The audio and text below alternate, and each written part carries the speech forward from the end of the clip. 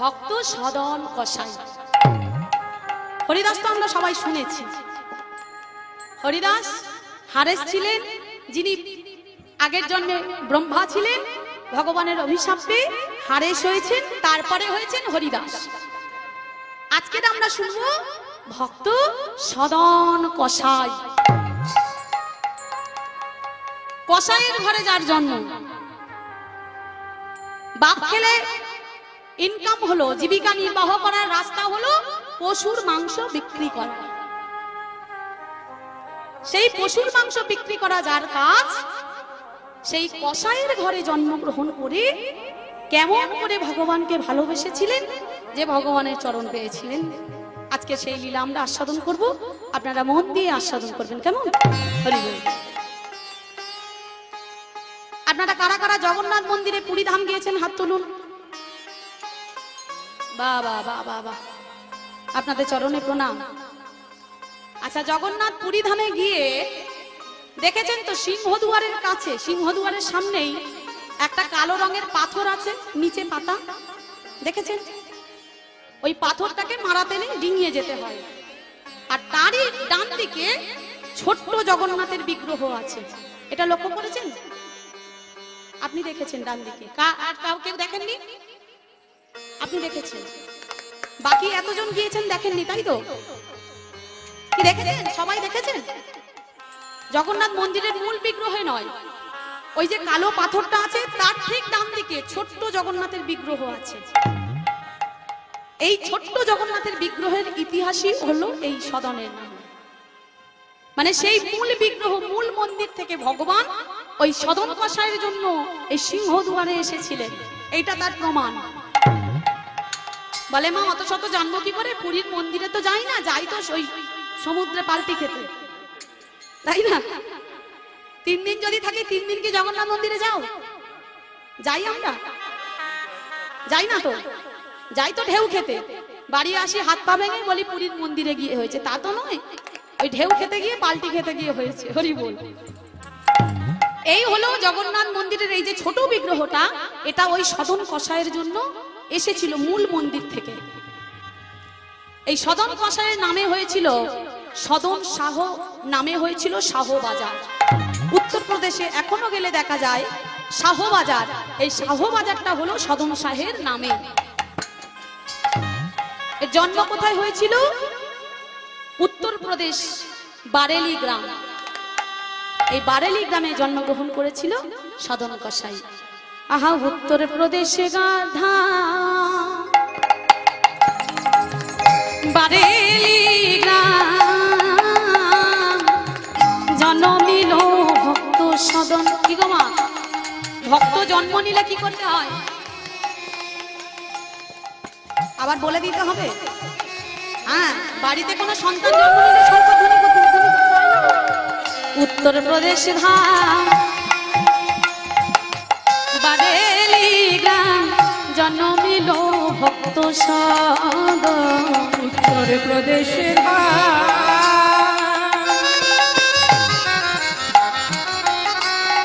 বারেলি গ্রাম, জন্মিল ভক্ত সদন। যদিও যবন তথাপি সদন, হরি নামেতে থাকে মন। যদিও যবন তথাপি সদন, হরি নামেতে থাকে মন। সদাই হরি হরি, হরি নাম করি, সদাই হরি হরি, হরি হরি নাম। সদাই হরি হরি নাম করি, হরি নাম। সদাই ভক্তি চিত্ত অন্তরে, হরি হরি নাম। সদাই ভক্তি চিত্ত অন্তরে, হরি নাম ছাড়া কিছু জানে না। সদাই হরি নাম ছাড়া কিছু জানে না। সদাই হরি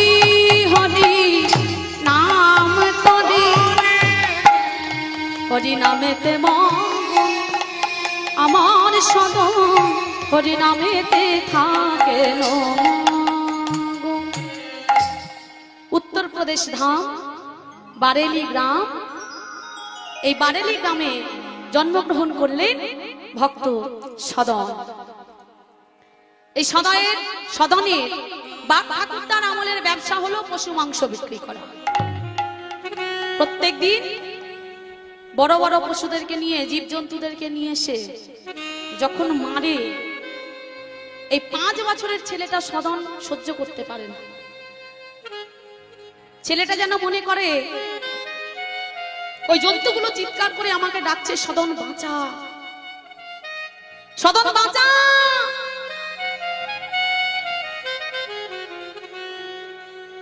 চিত্তটা ব্যাকুল হয়ে যায়, অন্তরটা বিদীর্ণ হয়ে যায়, কিছু বলতে পারে না 5 বছরের ছেলেটা।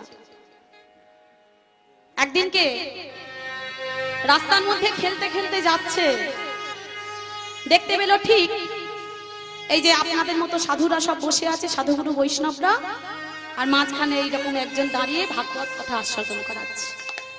এক ভাগবত পাঠক ঠাকুর, সৎসঙ্গে স্বর্গবাস, অসৎসঙ্গে নরকে বাস। ভক্ত সদন যাচ্ছে, দেখতে পেল দেখি তো ওখানে এত ভিড় কেন। গিয়ে দেখলো কেউ যেন একটা কিছু বলছে, আর অনেক অনেক ভক্তরা ভিড় করে বসে আছে। সদন তার মাঝে প্রবেশ করেছে, করে এক মন দিয়ে ভাগবত পাঠক ঠাকুরের ভাগবত শুনছে। সবাই চলে গেল, সদন কিন্তু যাচ্ছে না। পাঠক ঠাকুর যখন চলে যাবে, সেই সময় ওই 5 বছরের ছেলেটাকে দেখতে পেয়ে বলল, বলো তো তুমি কিছু বলতে চাইছো আমাকে? বলে, হ্যাঁ, আমার মনের একটা জিজ্ঞাস্য আছে বাবা,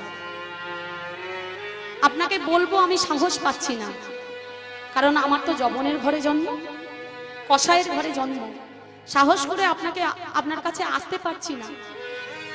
পাঠক ঠাকুর বললেন, বলো, ভয় পেও না, আমাকে বলো। সদন বললে, পাঠক ঠাকুর,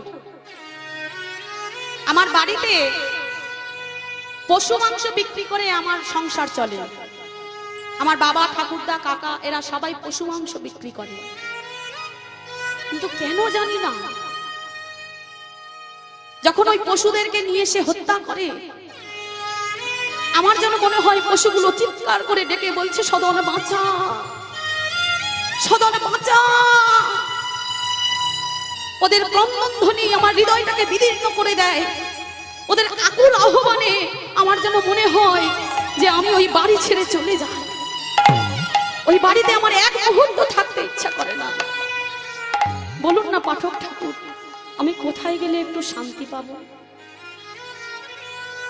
পাঠক ঠাকুর বলল,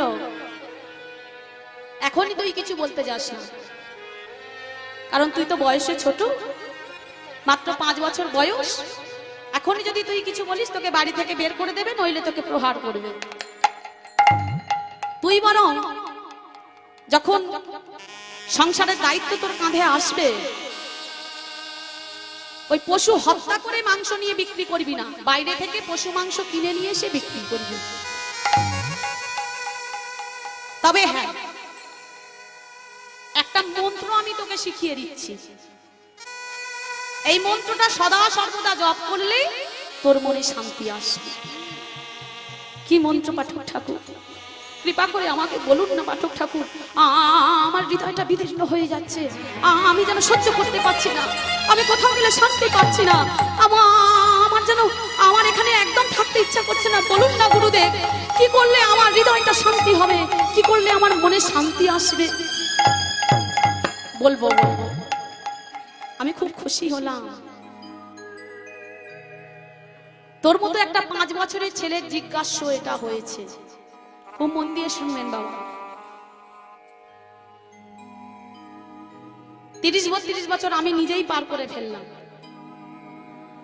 এখনো পর্যন্ত শান্তিটা কি জিনিস, কোথায় গেলে শান্তি পাওয়া যায়, নিজে কুল কিনারা ঠিক করে উঠতে পারলেন। কি গো, আপনারা পেরেছেন? আস্তে আস্তে তো চুলগুলো সব পেকে গেল, দাঁতগুলো একটা একটা করে পড়বো ভাব, কারোর পড়েও গেছে। এখনো পর্যন্ত সাধন ভজনের রাস্তাটা তৈরি করতে পেরেছেন? আমরা কি জানি সময় গেলে আমাদের আর সাধন হবে না? 84 লক্ষ জনি ভ্রমণ করে সাধের এই দুর্লভ মনুষ্য জন্ম। এই দাদার মন্দিরে যেমন বিগ্রহ হচ্ছে আমার ভোলানাথের শিবলিঙ্গ, পরম বৈষ্ণবের পূজারী, যিনি হলেন আশুতোষ, অল্পতেই সন্তুষ্ট। পরম বৈষ্ণব ভোলানাথ। আমরা সবাই ভগবানের পূজা করি, ভগবানের সাধন ভজন করি, আর আমার ভগবান কার সেবা করে? গোপীশ্বর মহাদেবের সেবা করে। তাহলে এই পরম বৈষ্ণব ভোলানাথ যে একটু মাত্র ভগবানের হরে কৃষ্ণ মহামন্ত্র শুনবে বলে ওই যে বল হরি হরি বলটা বলি ওইটুকু শুনবার জন্য শ্মশানে মশানে ছাই ভস্য মেখে বসে থাকে, যিনি দ্বাদশ মহাজনের মধ্যে 3 নম্বর মহাজন। কি গো জানেন তো? স্বয়ম্ভু নারদ শম্ভু কুমার কপিল মুনু প্রহ্লাদ জনক ভীষ্ম বলি বৈয়াসকি বয়ম। হরি বল হরি বল হরি বল। যমরাজ যখন, কত আর বলবো বাবা, বলতে বলতে একটার পর একটা বেড়ে যায়।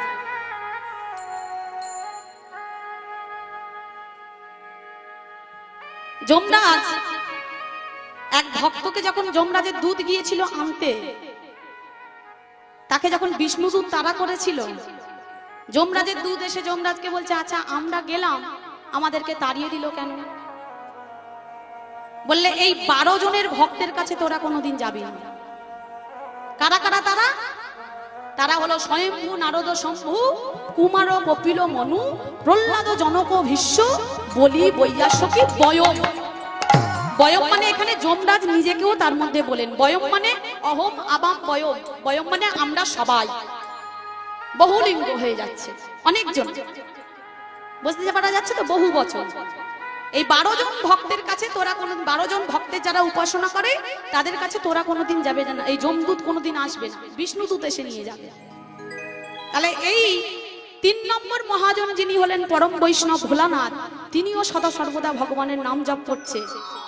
আমরা 84 লক্ষ জনি ভ্রমণ করে এসেছি, সাধের দুর্লভ এই মনুষ্য জন্ম পেয়েছি, আমরাই বুঝতে পারলাম না সময় গেলে সাধন আর হবে না। এই 5 বছরের ছেলেটা বুঝে গেল। কি বললে? আহা সময় গেলি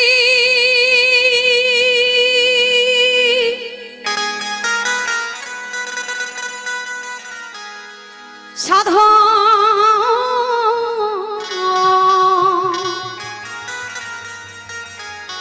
হবে না, পাগল মনে রে আমার,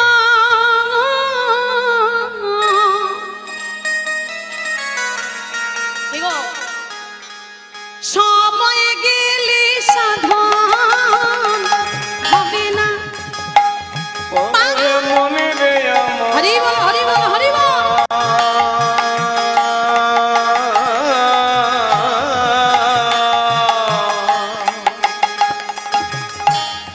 সময় গেলে সাধন হবে না।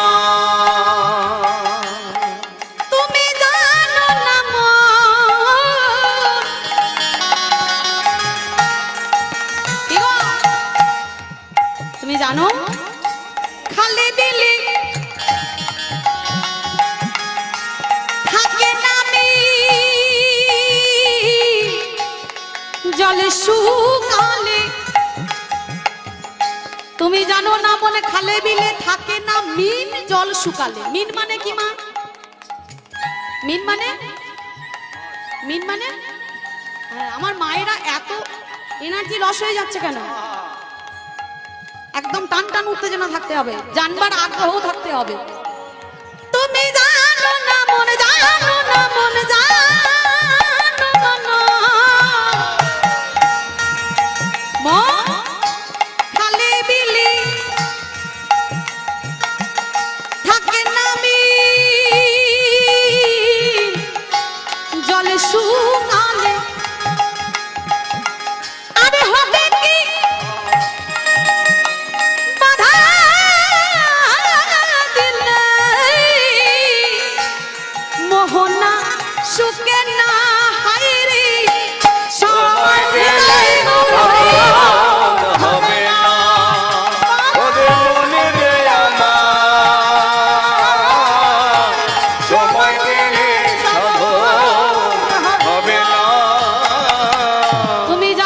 যেমন খালে বিলে থাকে না মিন জল শুকালে।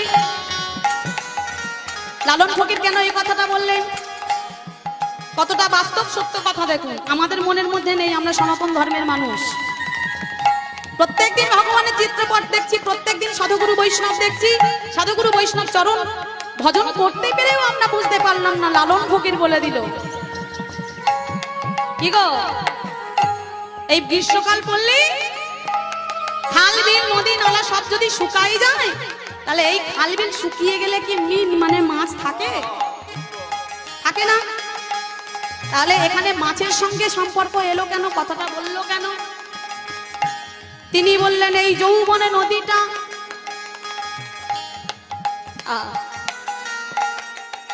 আমাদের এই দেহটা যদি শুকায়ে গেল, এই দেহটা শুকায়ে গেলে যৌবন রূপী মাছ যদি না থাকে, আমাদের প্রাণে গোবিন্দের সেবাটা আর হবে না। আমার রাধারানী ভগবানের সেবা কেমন করে করেছিল? ললিতাকে ডেকে বলেছিল, ললিতা হরি গেও মধুপুরে হাম কুলো বালা, বিপথে করল জয়ছে মালতীর মালা। কোন মালার কথা বলল? এ মালা সে মালা নয়, যে মালার কথা বলল সেটা হলো আমাদের দেহমালা। এই দেহমালাটা একটু একটু করে শুকায়ে যাচ্ছে। সকালবেলা চলে গেল, দুপুর বেলা চলে গেল, দুপুর গড়িয়ে বিকাল এসে গেল, রাত হয়ে গেল।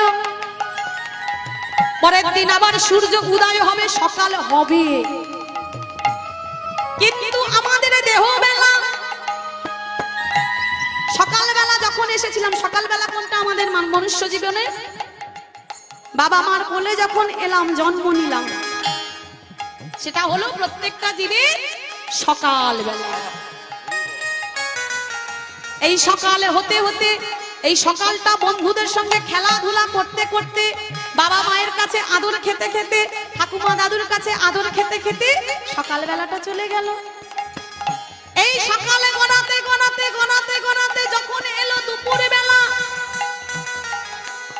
এই দুপুর বেলা মাঝ গগনে সূর্য, সূর্যের প্রখর তাপে আমাদের তৃষ্ণা পিপাসা।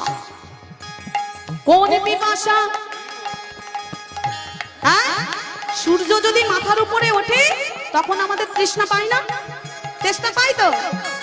এ তৃষ্ণা সে তৃষ্ণা নয়, এটা হলো মনের পিপাসা, মনের ক্ষুধা। আরো চাই, আরো চাই, আরো চাই, আরো দাও, আরো দাও, আরো দাও। এই দাও দাও করতে করতে, চাই চাই করতে করতে সংসারের পিপাসা মেটাতে মেটাতে এখানে আমরা পারলাম না। ছেলে পুলেকে ভালো লেখাপড়া করাতে হবে, আরো বেশি ইনকাম করতে হবে, চাকরি পেতে হবে। এখানে ইনকাম হচ্ছে না, ইংল্যান্ড চলো, ফ্রান্স চলো, জাপান চলো, আমেরিকা চলো। পিপাসা মেটাতে হবে। এই পিপাসা মেটাতে মেটাতে মেটাতে মেটাতে কখন যেন আমাদের জীবন সূর্যটা একটু একটু করে পশ্চিম দিকে ঢলতে বসেছে, আমরা বুঝতে পারলাম না। চুলগুলো একটু একটু করে পাক ধরেছে,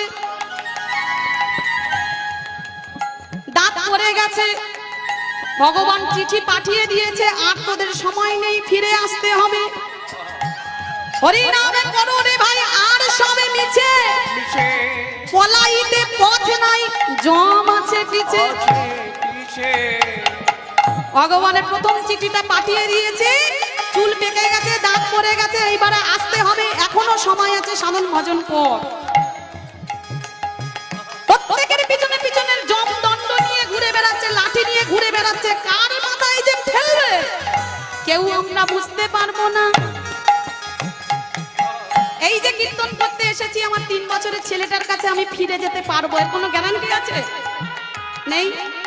আপনারা কীর্তন শুনতে বসেছেন, কীর্তন শেষ করে বাড়ি যেতে পারবেন, তার কোনো গ্যারান্টি আছে? নেই। তাহলে হরিনাম করো রে ভাই, আর সবে মিছে,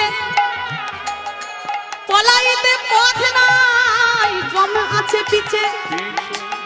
একটু একটু করে আমাদের জীবন সূর্যটা অস্তে যেতে বসেছে। ওই দেখো লাল হয়ে গেছে। সূর্যের রং যেমন পরিবর্তন হয়েছে, আমাদের দেহের রং পরিবর্তন হয়েছে। মাথার চুলগুলো সাদা হয়ে গেছে, চামড়াগুলো লাল হয়ে গেছে। আর হরি বলতে পারি না।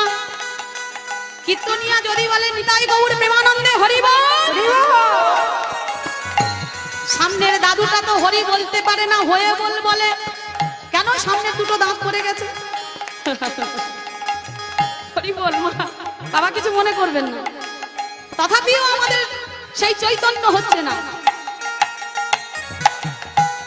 এইবারে আমরা মনে মনে করলাম সাধন ভজন করবো কোন পরে। গান শুনতে আসছে, কীর্তন শুনতে আসছে। ছেলেটাকে বললাম, এই খোকা চনা ওখানে কীর্তন শুনতে যাই, মৌমিতা দিদি আসবে, মৌমিতার নাকি বোন আসবে, দেখি চল দেখে আসি। বলে এলাম ছেলেটাকে। ছেলেটা বললো, মা বাবা তুমি যাও বাবা, আমাদের সময় নেই, ফেসবুক হোয়াটসঅ্যাপে প্রচুর চাপ, বন্ধুরা সব বসে আছে, ফ্রি ফায়ার খেলতে হবে, টিম তৈরি করতে হবে, তুমি যাও, তোমার মতো বয়স যখন আমার হবে আমি করব, কেমন? তাহলে এখন আমাদের বয়স হয়েছে 60 বছর হয়ে গেলে চাকরি জীবন থেকে রিটায়ার নিতে হয়। আর সেই 60 বছর পরে রিটায়ার লাইফে তুমি ভগবানের চাকরি করবে, অত সহজ নয়। হরি বলে যে একটু কাঁদব, হরির দর্শন করব, চোখে আর ভালো দেখতে পাই না। ভগবানের চরণে একটু তুলসী দেব, তুলসী দিতে গেলে কর কেঁপে যায়। ভগবানের মন্দিরে যাব, 3 তলায় উঠে মন্দিরে যেতে হবে, আর উঠতে পারি না, মাসে একবার যাই। সকালবেলা স্নান করব, এত শরীরে আড়ষ্টতা, বিছানা ছেড়ে উঠতে পারি না।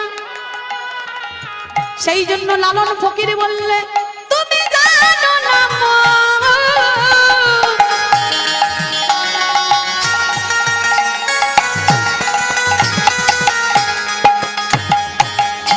খালে বিলি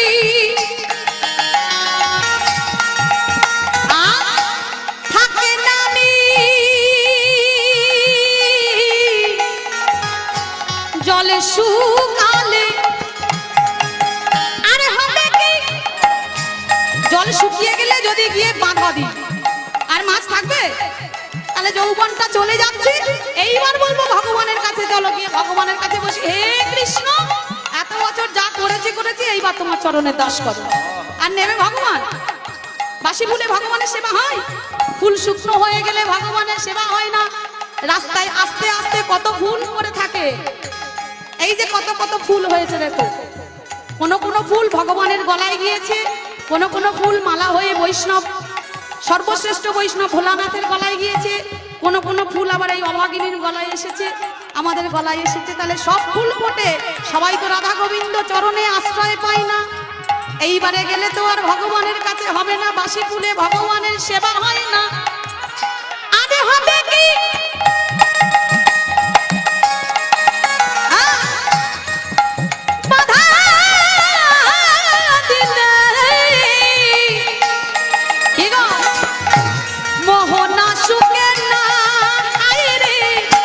সময় গেলে সাধন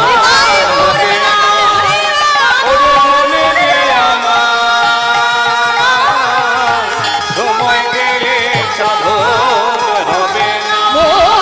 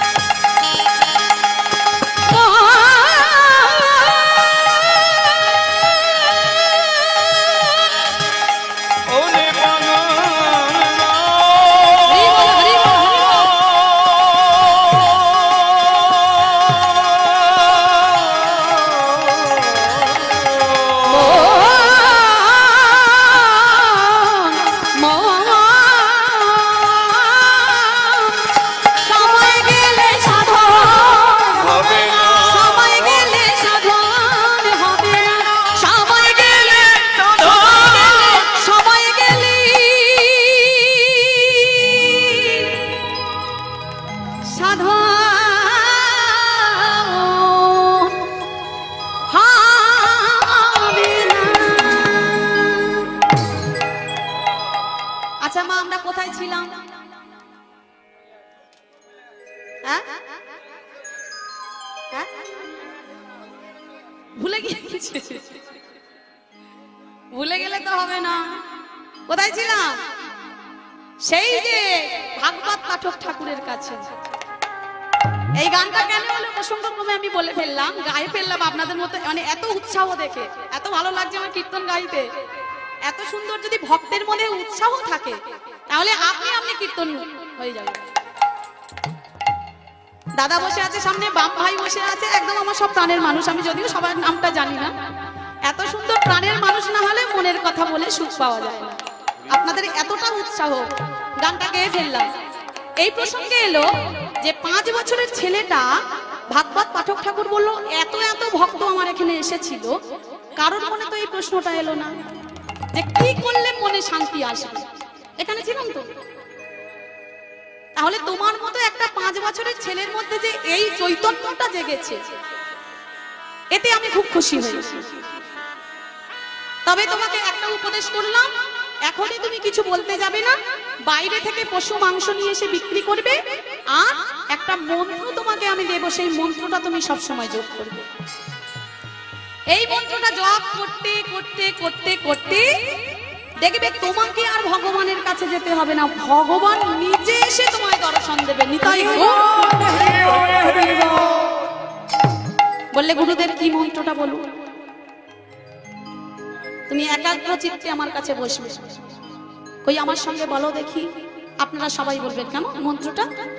সবাই বলবো, হরে কৃষ্ণ হরে কৃষ্ণ হরে কৃষ্ণ কৃষ্ণ কৃষ্ণ কৃষ্ণ কৃষ্ণ হরে হরে হরে হরে রাম হরে রাম রাম রাম হরে হরে। আমার সঙ্গে বলো, বলো হরি বল হরি হরি বল হরি হরি বল হরি। বাবা বাবা, গুরুদেব এ কি মন্ত্র আমাকে শোনালেন, শোনা মাত্রই আমার হৃদয়টা শান্তিতে ভরে গেল। ছুরির ফলার মতো যে মনটা ছিল, সবসময় এত কষ্ট ছিল, সেই মনটা শোনা মাত্রই এক নিমেষে শান্তি পেয়ে গেলাম। আমি আপনার চরণ ছুঁয়ে কথা দিলাম, এই মন্ত্র আমি কোনোদিন আমার মুখ থেকে ছাড়বো না, সদা সর্বদা জপ করব। ঠিক আছে সদন? ওই পশু মাংস বাইরে থেকে নিয়ে এসে বিক্রি করবে, তবে মুখে কোনোদিন হরি নাম মহামন্ত্রটা ছাড়বে না। হাতে করবে কাম, মুখে করবে নাম। সদন বাড়ি চলে গেল। পরের দিনকে বন্ধুদেরকে ডেকে নিয়েছে, এই বন্ধু এসো, বাবা তুমি এসো। বন্ধু অনেকটা কষ্ট করেছে তো, কষ্ট হচ্ছে একটু, এতটা রাস্তা এসেছে তো। হরি বল। এই খেলবি তো? খেলবে? কি খেলবে? Free fire? সারাদিন ফ্রি ফায়ারে ব্যস্ত বাবা। গাড়িতে এসছে, আমি বকতে তবে ফোনটা রাখবো। তখনকার দিনে বাবাদের কি খেলা ছিল? ক্রিকেট, ফুটবল, কত কি খেলা ছিল, খোখো ছিল, কবাডি ছিল। আমাদের খেলা কিতকিত, বউ বাসন্তী, গজি খেলা। এই খেলার জন্য মার কাছে কত মার খেয়েছি তার ঠিক নেই। আর এখন সব বাবা মা সবাই একটাই খেলা, কি খেলা? ফ্রি ফায়ার, ফোন খেলা। মায়েরা সিরিয়াল দেখতে ব্যস্ত, অপরাধ নেবেন না মা। ছেলেদের হাতে একটা ফোন, মানে তুমিও আমাকে ডিস্টার্ব করো না, আমিও তোমায় ডিস্টার্ব করবো না। আমি শান্তি সিরিয়াল দেখবো, তুমি বসে ফ্রি ফায়ার খেলো। আপনারা ভালো না, ভালো হলে সন্ধ্যেবেলা সিরিয়াল গুলো ছেড়ে দেখো, কীর্তন শোনে। আপনাদের চরণে প্রণাম, আপনাদের বলিনি। আজকে রে সদন তার বন্ধুদেরকে ডেকে নিয়ে বলছে, এই বন্ধু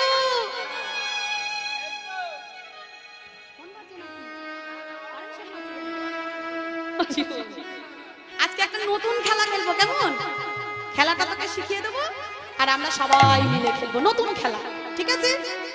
সদন বন্ধুদেরকে ডেকে নিয়েছে, আমি একটা নতুন খেলা কাল শিখে এসেছি, তোদের সঙ্গে সবাই একসঙ্গে খেলবো। আপনারাও খেলবেন তো? সবাই মিলে খেলবো। কি বলবো? হে সবাই হরি নাম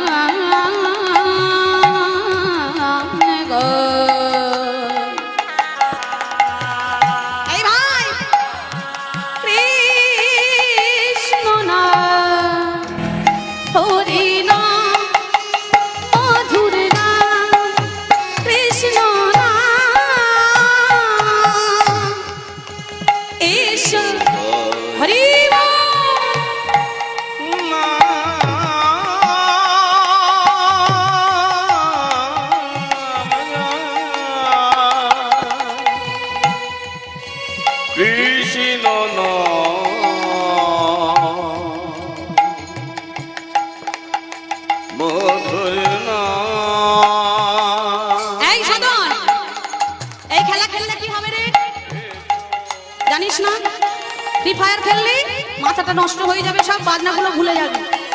আর এই খেলা খেললে কি হবে জানিস? দূরে যাবে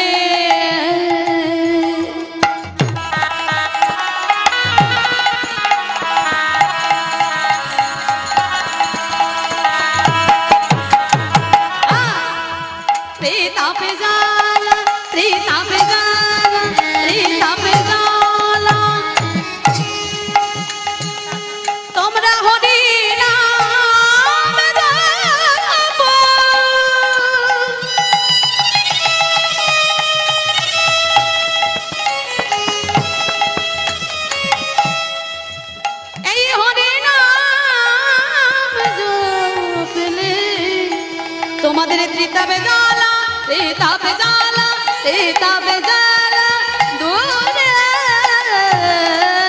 যাবে। এই হরি নাম করলে ত্রিতা বেজালা দূরে যাবে। ত্রিতা বেজালা কি কি? আদি দৈবিক, আদি ভৌতিক, আদি আধ্যাত্মিক জ্বালা। এই তিনটে জ্বালায় সবাই জর্জরিত হয়ে আছি। রোগের জ্বালা, ঝড় বৃষ্টির জ্বালা। কালকে যেমন কত দেরি করে কীর্তন হলো ঝড় বৃষ্টির জন্য, খবর পেলাম, দিদি ফোন করলো। কেউ কেউ রোগের জ্বালায় আছি, কেউ কেউ মনে মনে করছি যাবো কি বাবা, রাত্রিবেলা লাইট না নিয়ে গেলে সাপে কামড়ে দেবে। এই একটা জ্বালা। দূরে যাবে, দূরে যাবে, দূরে যাবে।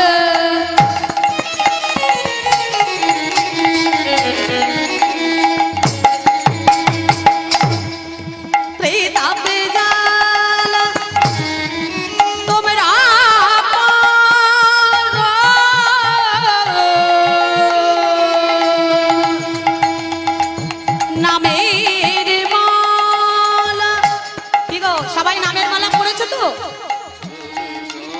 ওই নামের মালা কারা কারা পরনি হাত তোলো দেখি। বাহ, এই সৎ সাহসটা দেখে আমার খুব ভালো লাগলো। এই যে সারেন্ডার করলাম বাবা, আমি পড়িনি। কেন পড়নি মা? বাড়িতে বকবে।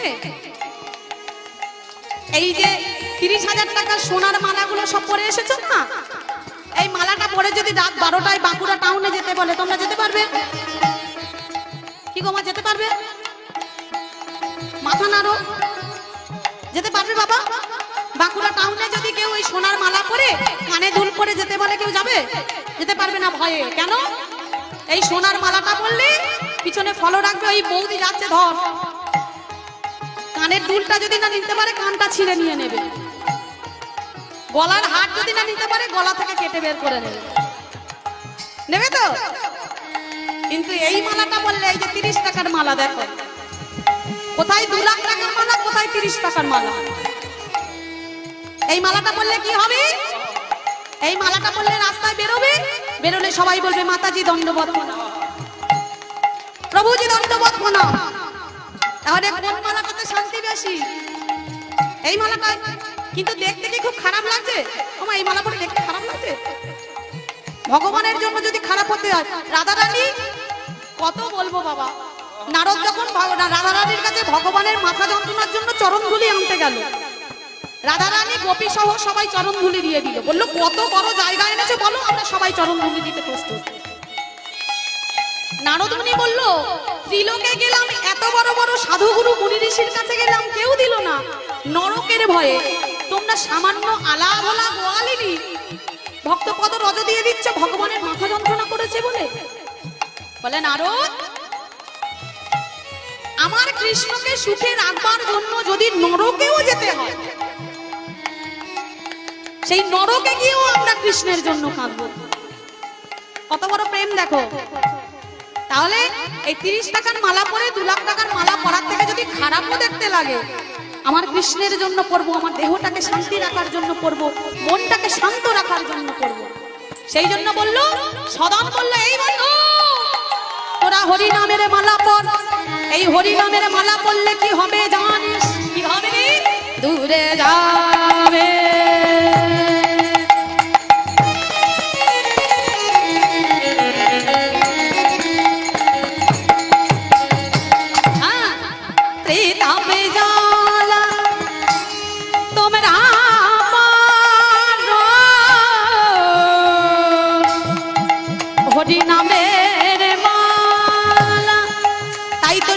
মিলে হরি নামের মালা জপ করব।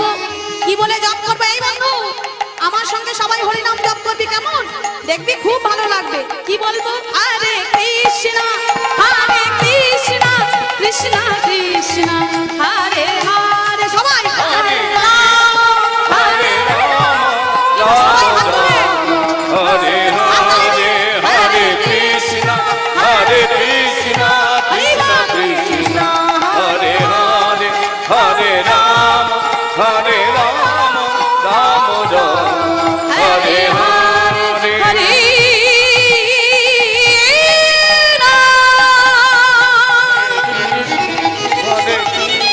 কৃষ্ণ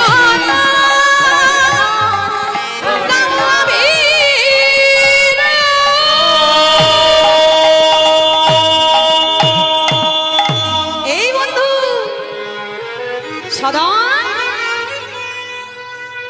এত এত খেলা করেছে, কই তো এইরকম আনন্দ কোনোদিন পাইনি। কি গো মা, তোমরা আনন্দ পেয়েছো? হ্যাঁ? হরিনামের খেলাতে আনন্দ নেই? আনন্দ যদি না থাকতো, দেখো পাগলের মতো নাচছে। পাগল যদি হতে হয় ভগবানের নামে পাগল হও।